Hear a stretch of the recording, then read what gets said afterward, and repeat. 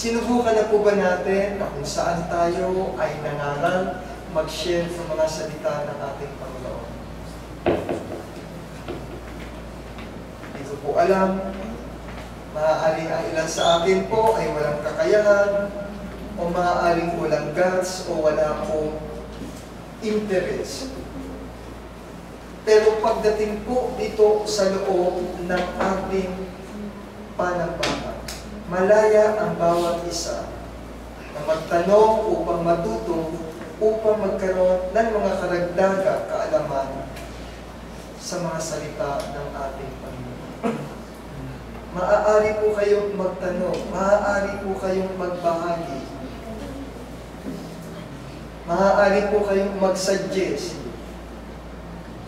para po sa patuloy at patuloy na pag-aaralan ng mga salita ng Panginoon. Maaaring meron po kayong mga topic na gusto ninyong kung minsan ipaabot. O, brother, baka gusto ko ng topic na ganito, paglilinaw. Iba-iba po kasi ang paraan ng pagbibigay mensahe. Meron pong topical messages o sermon, meron inspirational sermon, meron pong tinatawag naman na biblical na puro chapter and verses po. May mga motivational sermon po na tinatawag. Kung minsan tayo po ay hindi masaya, parang may kulang sa atin, maaari po kayong magbahagi kung ano yung nais ninyo at magtanong para po sa inyong mga tagapagsalita. Nang sa gayon po, nagkakaroon ng interest ang bawat isa sa pag-aaral ng mga salita ng Panginoon. Yan po kasi ako nakitang panambahan, hindi ka po pwedeng magtanong. Kung ano yung tinuro ng pastor nila, yun lamang ang inyong dapat sundin. Actually, hindi nga ako pinahahawak ng Bible yung even. Ayaw matuto. Dito po, hinihikayat natin ang bawat isa na magsaliksik,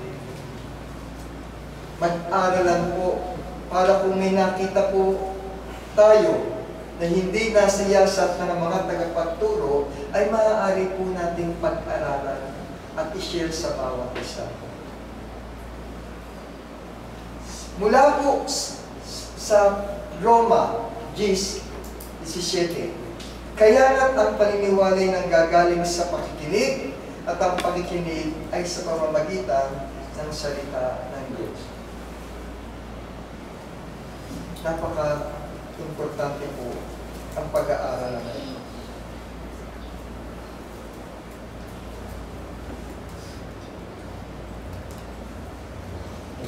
Para po sa ating huling slide, bahagi ng ating pagtuturo po, ay what we learn at church give us a guidance on how to follow God, improve our spirituality, and live a better lives.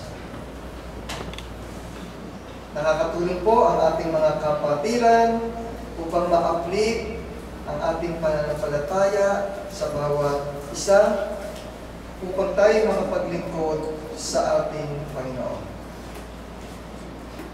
Nawa, ang ating pong maiksing mensahe ay magbigay po ng paalala kung tayo po ba ay lumalakad ng tama sa mga turo ng ating Panginoon. Kung ito po'y ating isinasagawa, kung ito po ay ating binibigyan ng importansya sa ating mga buhay. Sana po ay